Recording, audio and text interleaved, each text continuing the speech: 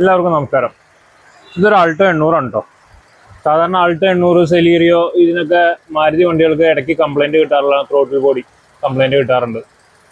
RPM fluctuate ആവുക, ചില ഈ പറഞ്ഞ മാതിരി മൈലേജ് ഷോട്ട്, പിക്കപ്പ് ഷോട്ട് എന്നും പറഞ്ഞിട്ട് എല്ലാവരും ത്രോട്ടിൽ ബോഡി ക്ലീൻ ചെയ്യും. ത്രോട്ടിൽ ബോഡി ക്ലീൻ ചെയ്യണതെല്ലാം നല്ലതാണ്. പക്ഷേ അത് ക്ലീൻ ചെയ്ത് കഴിഞ്ഞാൽ ചില സമയത്ത് മുട്ടൻ പണി കിട്ടാറുണ്ട്.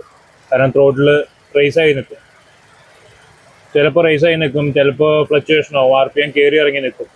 അതൊക്കെ മാക്സിമം നമുക്ക് റീസെറ്റ് ചെയ്യാൻ പറ്റും. ചില കാര്യത്തിൽ റീസെറ്റ് ചെയ്യാൻ പറ്റും. ഉള്ളിലെ ഈ പറയുന്ന രീതിയിൽ ടീത്ത് എന്തെങ്കിലും, വീലിൻ്റെ ടീത്ത് എന്തെങ്കിലും പൊട്ടിയെന്ന് നമുക്കൊന്നും ചെയ്യാൻ പറ്റില്ല, അത് റീപ്ലേസ് ചെയ്യണം. പിന്നെ ഇതിന് റീസെറ്റ് മോഡ് ഉണ്ട്. അത് രണ്ട് മൂന്ന് ടൈപ്പ് ഉണ്ട്.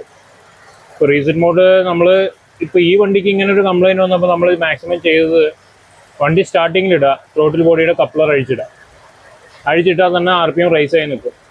ആ റൈസായി നിൽക്കുന്ന സമയത്ത് തന്നെ അത് കഴിഞ്ഞ് നേരെ ആ കപ്ലർ ഇട്ടതിന് ശേഷം വണ്ടി ഓഫ് ചെയ്യുക. ഓഫ് ചെയ്തിട്ട് സ്കാനിങ് ടൂൾ ഉണ്ടെങ്കിൽ സ്കാനിങ് ടൂൾ കണക്ട് ചെയ്തിട്ട് ആ DTC ഇറേസ് ചെയ്ത് കഴിഞ്ഞിട്ടുണ്ടെങ്കിൽ മാക്സിമം അത് ത്രോട്ടിൽ ബോഡി റീസെറ്റ് ആവും. ഇല്ലാത്ത പക്ഷമാണെന്നുണ്ടെങ്കിൽ ECU റീസെറ്റ് ചെയ്യേണ്ടി വരും.